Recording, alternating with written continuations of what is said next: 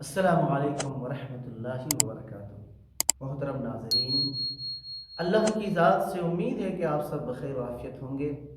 آج میں آپ سبوں کے سامنے ایک بہترین اور خوبصورت واقعہ جو ایک جنتی خاتون کا ہے، جس کو امام بخاری رحمۃ اللہ علیہ نے جس کو امام بخاری اور امام مسلم رحمۃ اللہ علیہ نے اپنی کتاب میں نقل کیا ہے، حضرت عطا بن ابی رواح کے واسطے سے۔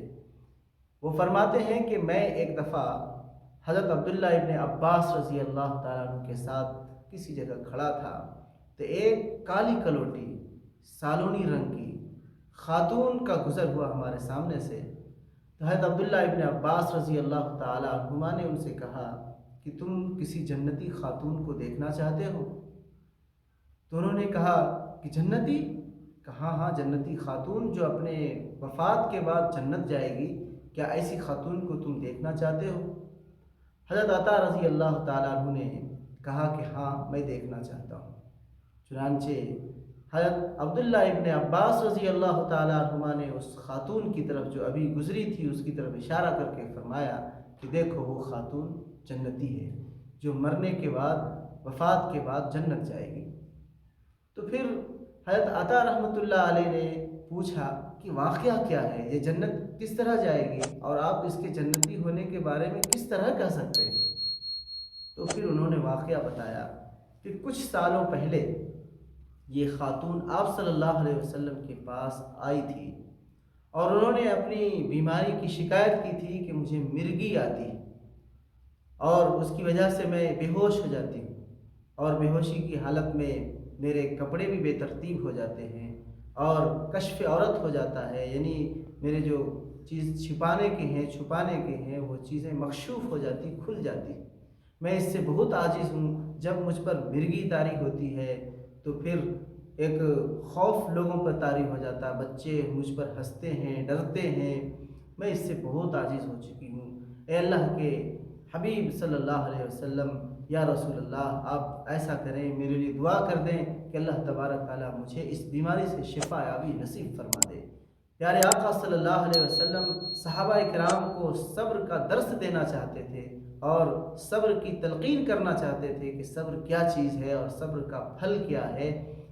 اس لیے پیارے آقا صلی اللہ علیہ وسلم نے اس خاتون کو کہا، جو کہ غالباً حبشہ کی رہنے والی تھی اور وہ باندی تھی، ان کو کہا کہ اگر تم چاہتی ہو جنت میں جانا تو صبر کرو، ان شیتی، اگر تم چاہتی ہو تو صبر کرو، تم کو اس کے بدلے میں اللہ تبارک تعالیٰ جنت نصیب کریں گے۔ اگر تم چاہو تو تم صبر کرو، اس کے بدلے اللہ تبارک تعالیٰ تمہیں جنت نصیب کریں گے، میں تمہارے لیے جنت کی دعا کروں گا، اور اگر تم چاہو تو میں تمہارے لیے شفا کی دعا کر دیتا ہوں، تم اس بیماری سے شفا یاب ہو جاؤ گی۔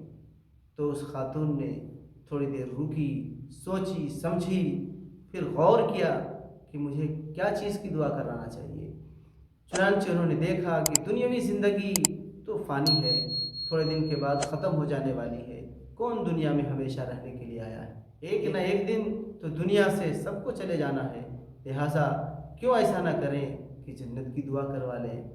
چنانچہ پیارے آقا صلی اللہ علیہ وسلم سے وہ فوراً گویا ہوئی، کہنے لگی، اے اللہ کے رسول صلی اللہ علیہ وسلم، میں صبر کروں گی، لیکن میری اتنی سی دعا ہے کہ جب مرگی طاری ہوتی ہے تو میرے کپڑے بے ترتیب ہو جاتے ہیں، میرے کپڑے شرمگاہ سے ہٹ جاتے ہیں، یعنی کھل جاتے ہیں، اعضاء دکھائی دینے لگتے ہیں۔ آپ صرف اتنی دعا کر دیں کہ جب مجھ پر مرگی طاری ہو تو میرے کپڑے نہ کھلیں اور بے ترتیب نہ ہو اور ستر عورت چھپا رہے، ڈھکا رہے۔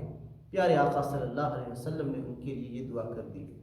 چنانچہ وہ پوری زندگی ان پر مرگی طاری ہوتا تھا لیکن کپڑے نہیں کھلتے تھے، تو انہوں نے صبر کی۔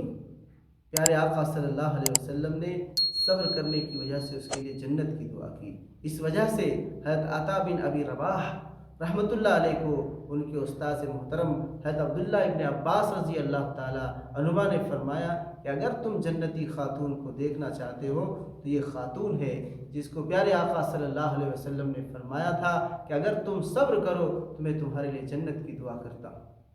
تو صبر بہت قیمتی چیز ہے، بہت بڑی دولت ہے، اس کی بہت سارے فضائل بھی ہیں۔ قرآن میں بھی ہے، حدیث میں بھی ہے۔ قرآن میں اللہ تبارک تعالیٰ نے جا بجا فرمایا، چنانچہ ایک جگہ فرمایا ہے کہ اللہ تبارک تعالیٰ کی نصرت، اللہ تبارک تعالیٰ کی مدد صبر کرنے والوں کے ساتھ ہے۔ تم اللہ تبارک تعالیٰ سے مدد چاہو تو صبر کے ذریعے سے اور نماز کے ذریعے سے مدد چاہو۔ صبر ہے کیا چیز؟ تو صبر ہے کسی چیز پہ رک جانے کا نام، اور صبر کئی چیزوں پر ہوتا ہے۔ صبر کا مفہوم جو ہے بہت وسیع ہے، دراز ہے، کشادہ ہے، ایسا نہیں بہت چھوٹا ہے، بلکہ ہر چیز میں صبر ہوتا ہے۔ عام طور پر صبر جو ہے 3 چیزوں پر کیا جاتا ہے۔ ایک تو عبادت پر صبر ہوتا ہے، اور ایک صبر معصیت پر یعنی گناہ پر ہوتا ہے، اور ایک صبر تکالیف پر ہوتا ہے۔ عبادات پر صبر اس طرح سے ہوتا ہے، جیسے اب دیکھیے ٹھنڈی کا زمانہ ہے، موسم ہے، کتنی سخت سردی ہوا کرتی ہے۔ اب اللہ کے منادی یعنی مؤذن اذان دے فجر کے وقت، اس وقت کتنی ٹھنڈی رہتی ہے، اور پھر اس میں اٹھنا، ٹھنڈے ٹھنڈے پانی سے وضو کرنا، اور پھر اللہ کے سامنے کھڑے ہو کر کے فجر کی نماز پڑھنا ایک بہت ہی صبر کی چیز ہے۔ تو وہ جو صبر اپنے نفس کو تکلیف دیتے ہیں، تو یہ طاعت پر صبر ہے، عبادت پر صبر ہے، اللہ تبارک تعالیٰ اس کا پھل دیں گے۔ اور ایک صبر ہوتا ہے گناہوں پر صبر کرنا۔ گناہوں پر صبر کرنا یہ ہوتا ہے کہ انسان کا جو نفس ہے وہ تو برائیوں ہی کا دعوت دیتا ہے، برائی کی طرف لے جاتا ہے، لیکن ہم اپنے نفس کو روکیں برائیوں کی طرف لے جانے سے، کہ نہیں، ہمارا رب، ہمارا مالک، ہمارا اللہ ان ساری چیزوں سے روکتا ہے، لہٰذا اپنے نفس کو ان برائی کی طرف جانے سے روکنا یہ بھی بہت بڑا صبر ہے۔ اور ایک صبر ہوتا ہے تکالیف پر، جو دنیا میں عام انسانوں کے ساتھ، ہر ایک کے ساتھ آتا ہے۔ ہر ایک کوئی نہ کوئی مصائب میں، کوئی نہ کوئی تکالیف میں، شدائد میں، درد و آلام میں مبتلا ہوتے ہیں۔ اب اس پر صبر کرنا چاہیے۔ وہ صبر کا مفہوم یہ ہے کہ اب کوئی تکلیف پہنچے تو اللہ کی طرف رجوع کرے، روئے دھوئے نہیں۔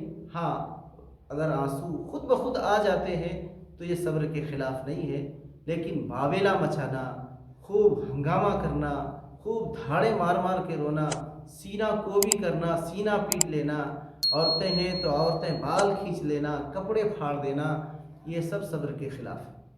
بلکہ جو بھی تکلیف آئے اس کو من جانب اللہ سمجھے کہ اللہ کی طرف سے یہ چیز آئی، اور اس پر صبر سے کام لے اور اس کو برداشت کرے، اور خلاف شریعت کوئی کام نہ کرے۔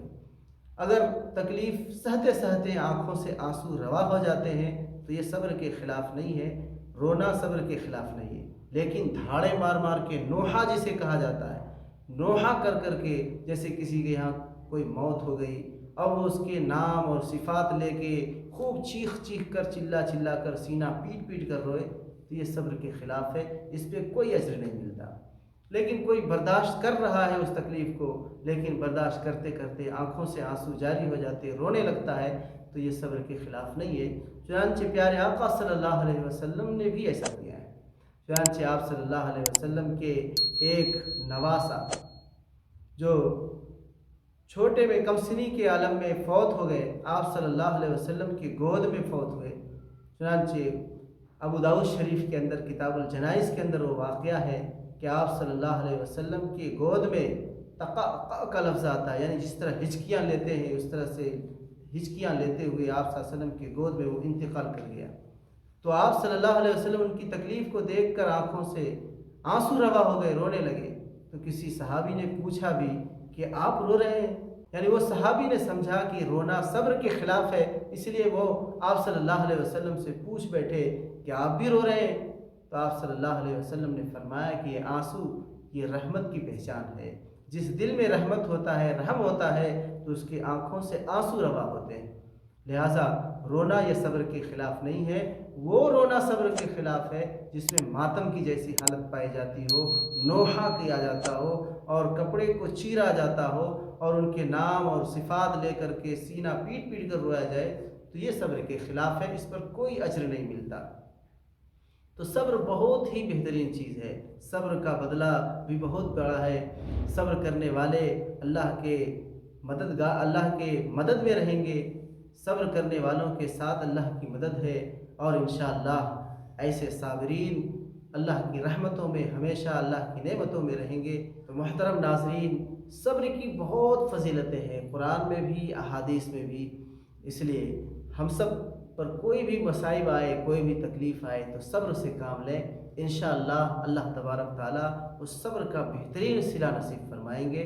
چنانچہ مثال مشہور ہے کہ صبر کا پھل میٹھا ہوتا ہے۔ اللہ تبارک تعالیٰ ہم سب کو صابرین اور شاکرین میں سے بنائے، آمین۔ السلام علیکم ورحمۃ اللہ وبرکاتہ۔